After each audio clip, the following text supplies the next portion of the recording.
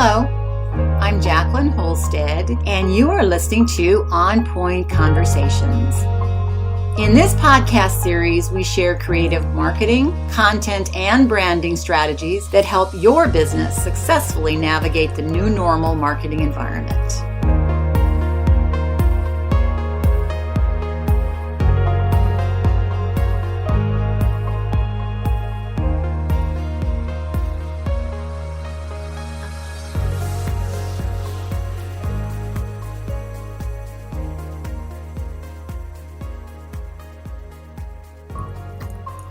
Hi, I'm Jacqueline Holstead, and in today's podcast, I'm going to be talking about culture.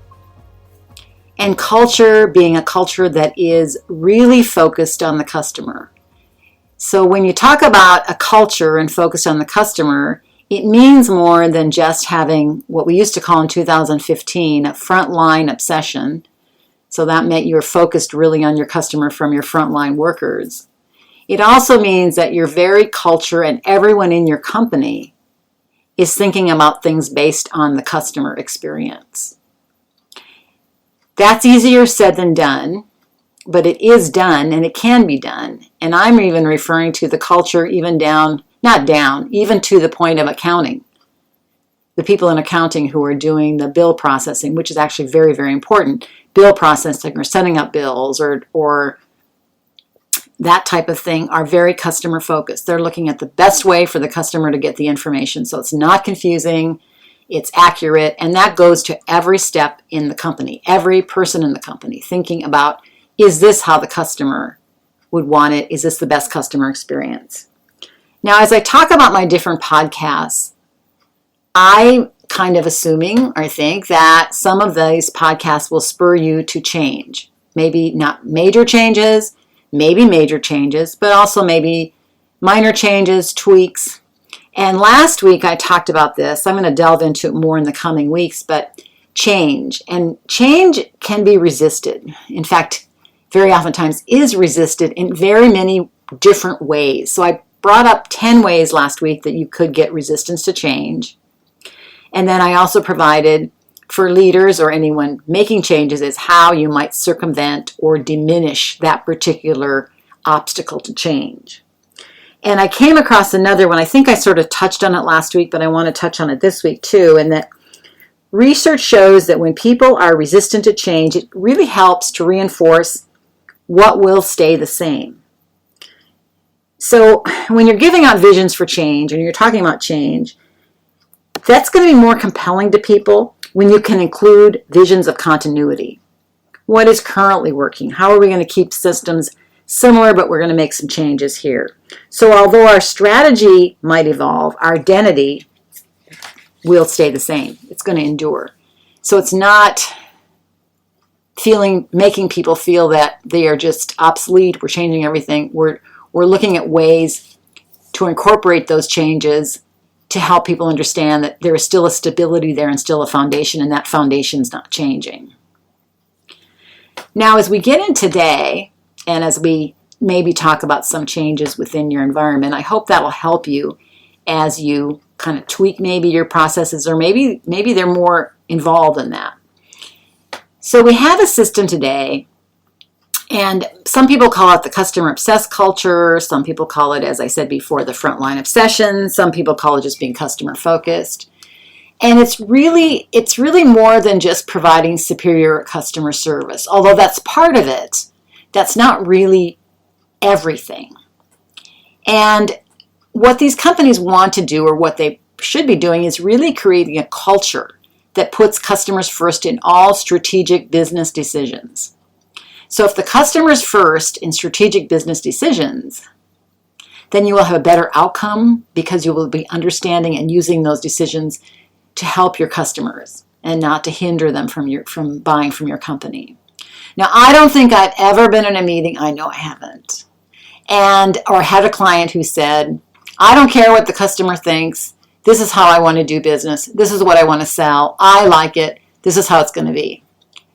However, that is sometimes the underlying message. So you want to be thinking, how am I perceiving this? Do I have an open mind to perceive this? Do I have an open mind to change some things? So let's talk about that a little bit. One of the things that you want to do is consider how you're looking at quality. Are you providing the idea that quantity is better than quality? And I know revenue drives goals, and I want to enable your businesses to continue to grow with those increased revenues.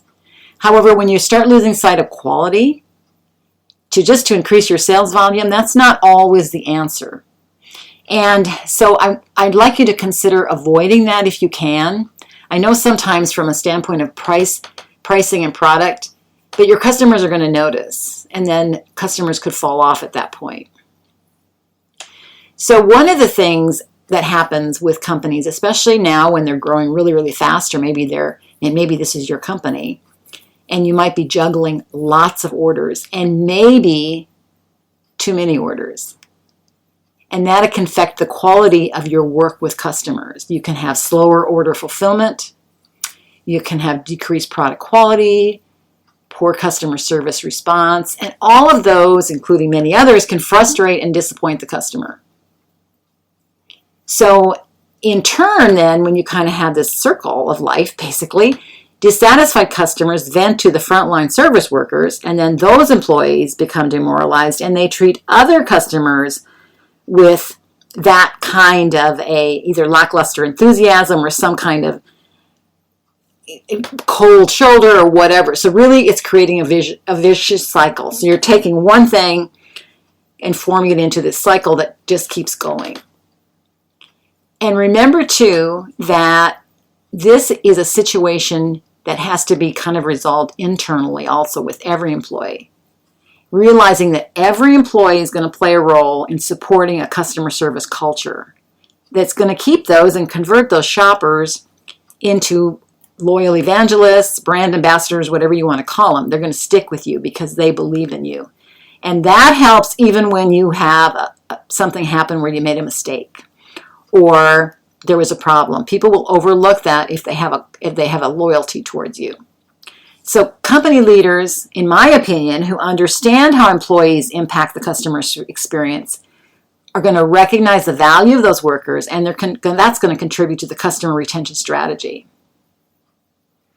So some of these companies and some of the things they put in place so that they can have top-notch customer service staff is they train and support customer service staff.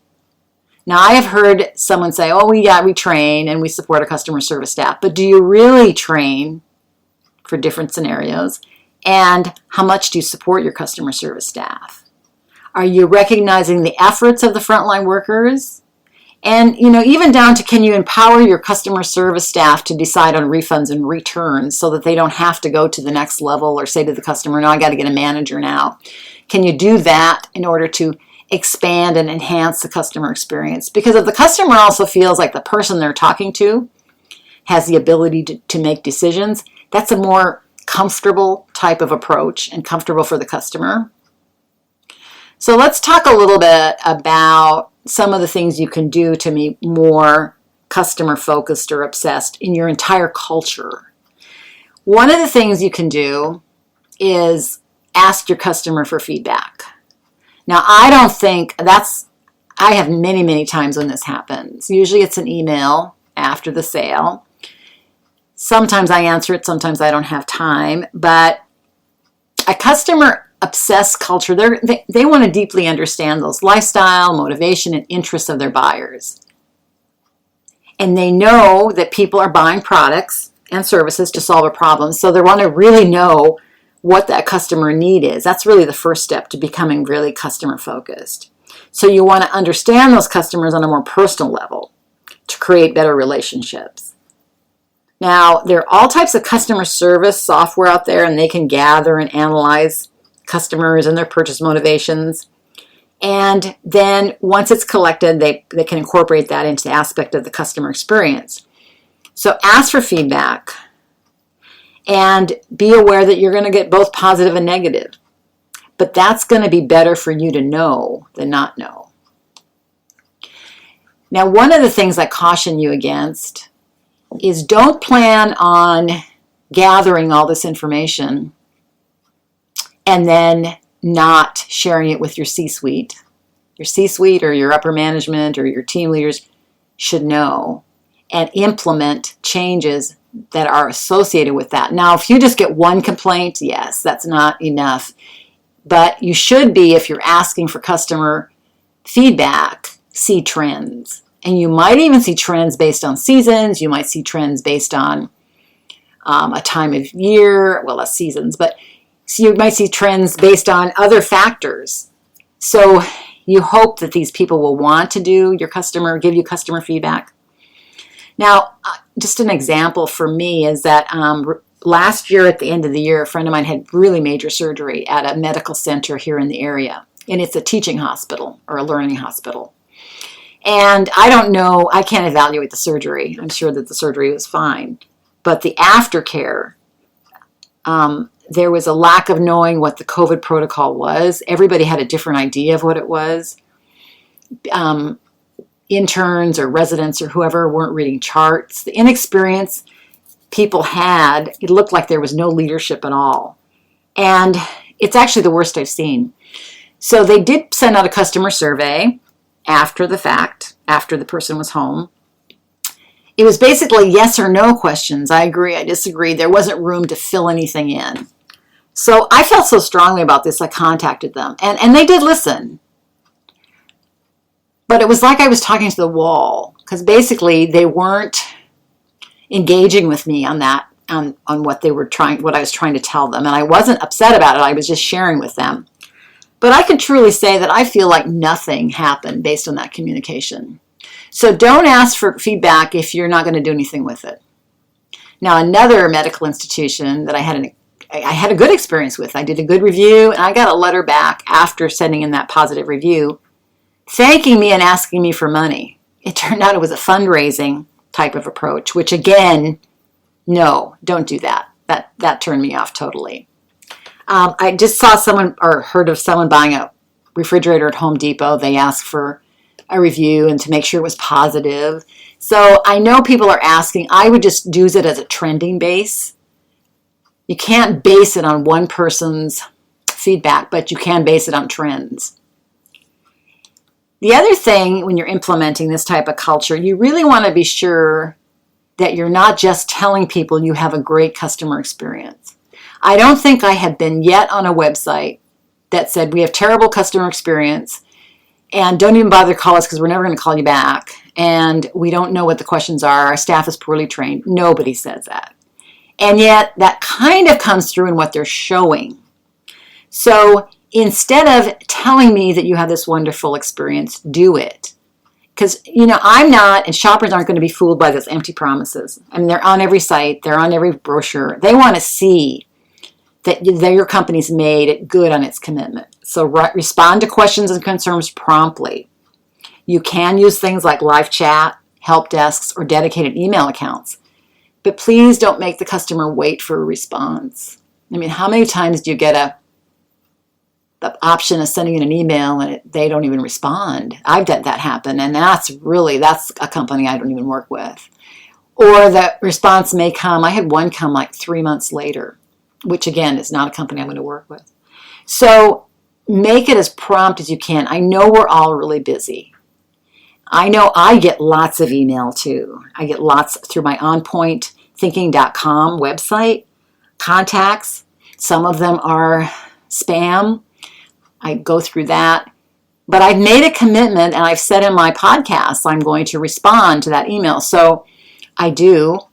And it does take time, but I believe that's important to my business. Remember that the devil is in the details. Remember that. People always say that. But pay attention to those little things.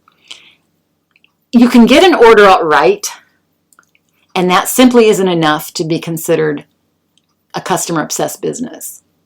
I'm a knitter, and during COVID, I just started purchasing more yarn and things online.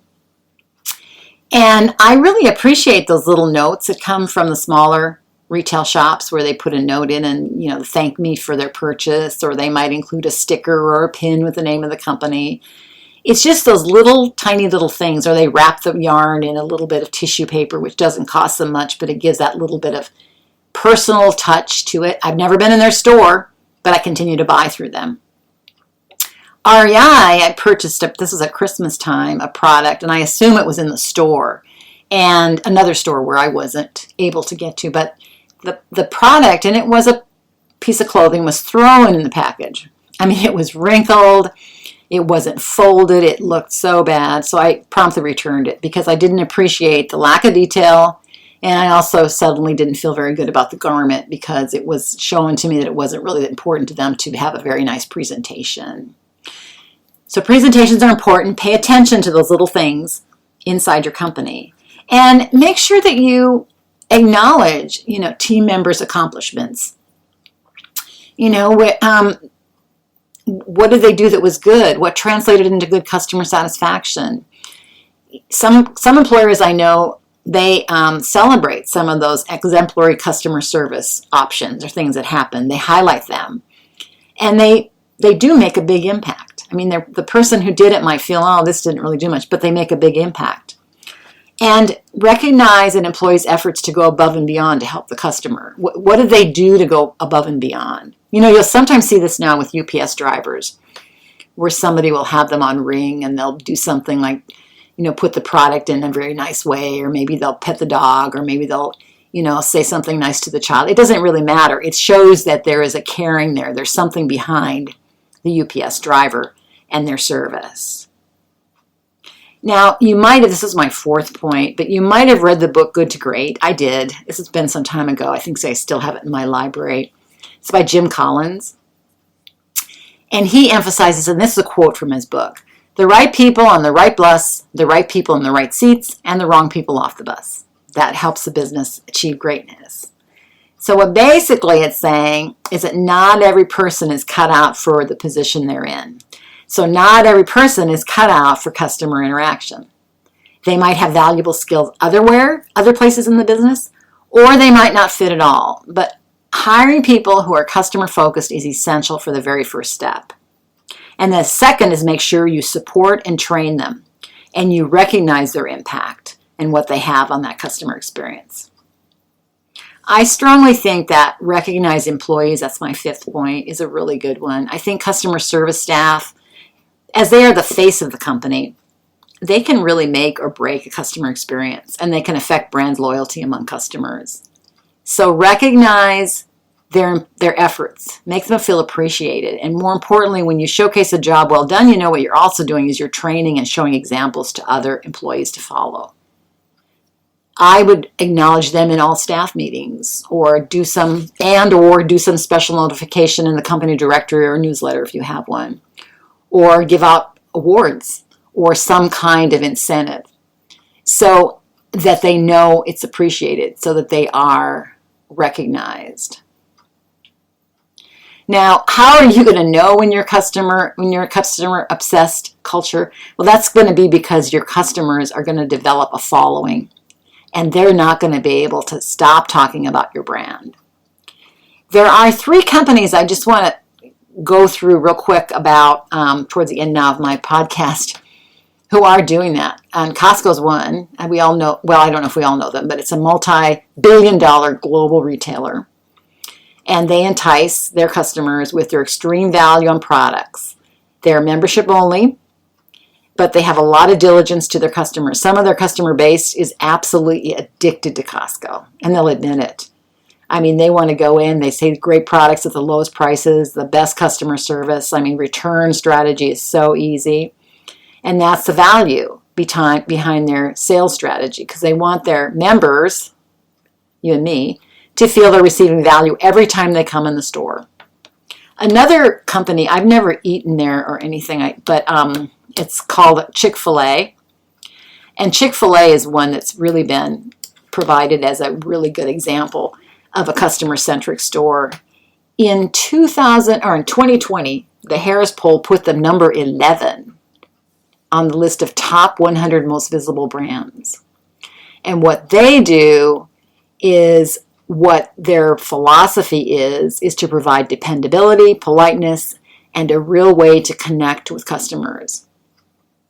In fact, one of the employees, or maybe more employees, were commended because they volunteered to learn sign language to make hearing impaired customers feel welcomed.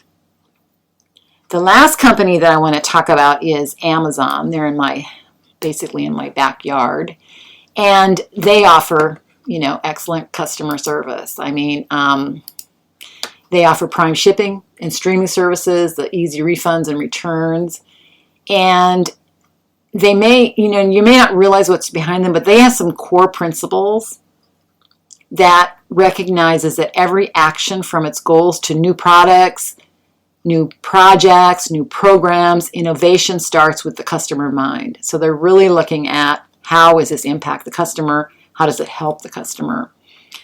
And the last point I want to make is because there might be a thought that, wow, shifting our culture to one that's driven by customer needs and wants is going to take more time and resources than we have.